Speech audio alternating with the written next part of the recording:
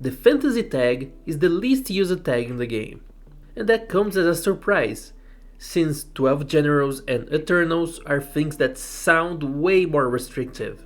Since its introduction with Sandalphon, we got it retroactively added to some older units, but it's been almost 4 years and there's still only 11 fantasy units.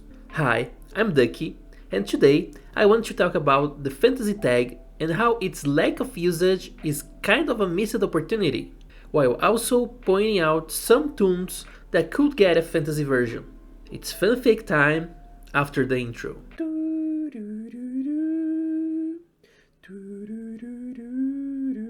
Let's start by explaining how the fantasy tag has been used thus far. We have used it either for past versions of characters, like with Sandalphon and Siegfried, for alternative personalities of characters, like Benjamin and Bowman, or for completely made up moments or versions of characters, like Vita and Vita. The first two types are very interesting to me, because they could be used as really strong storytelling opportunities. You can expand on a certain character's past by giving them a fantasy version. Maybe the character do not have enough content to warrant an entire event, but they still want to showcase something. I think Light Siegfried is a good example of this. We know enough about his past already, because of his namesake's event. To the point, bringing it back for one chapter of another Dragon Knight's event would feel excessive. But as a standalone unit, like an extra on top, to clarify some things, I think that's good. It can also be used as both a prologue or an epilogue for events. Maybe learning about that character's past will give us some insight into the future. And with the more generous use of the related stories function, this does not necessarily make storytelling worse.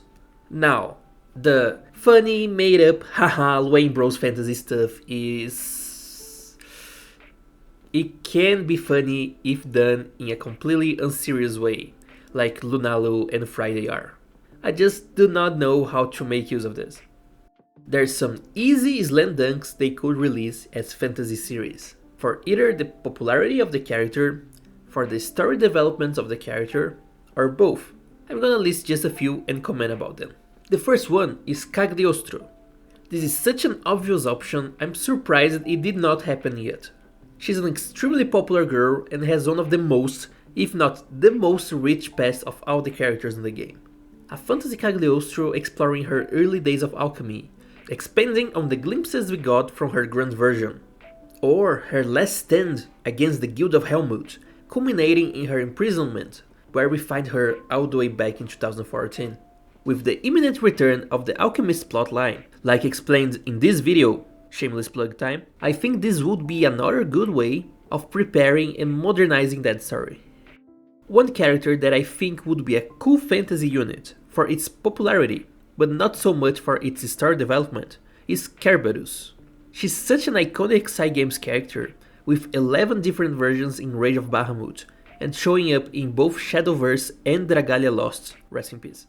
But despite that, she only has one very old unit in Granblue, that even with its 5-star uncap in 2021, is still mediocre at best. But one thing that 2021 uncap brought was the two other Kerberoses, the green Kerberos of Power and the blue Kerberos of Reason.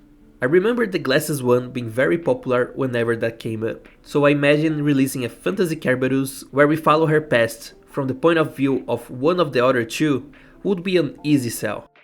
Now, one that I think would be the completely opposite is Stan. I know, but hear me out first, okay? He would most definitely not be a popular pick. Everyone I know hates him. I'm not a fan myself. But something we all seem to forget, and so does Cygames, is the fact that technically, Stan could be a Dragonian. You guys remember back in Bootsy Blades, where he drank Drudge's blood? So, imagine a fantasy version of Stan, similar to Bowman or Sylphon, where we see him as a Dragonian, either losing control of the powers and going berserk, or simply wielding that power to protect Alisa or the captain.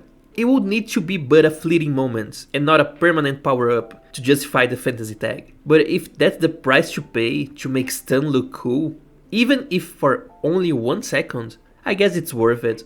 The less absolutely lame characters we have, the better. There's also the easy answers.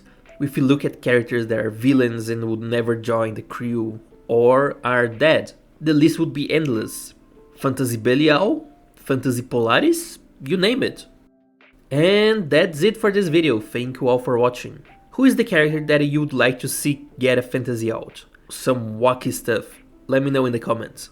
Oh yeah, just a heads up, there will be no video next week. It's the launch week of the new World of Warcraft expansion and I'll be playing it like my life depends on it, so I'm not recording anything.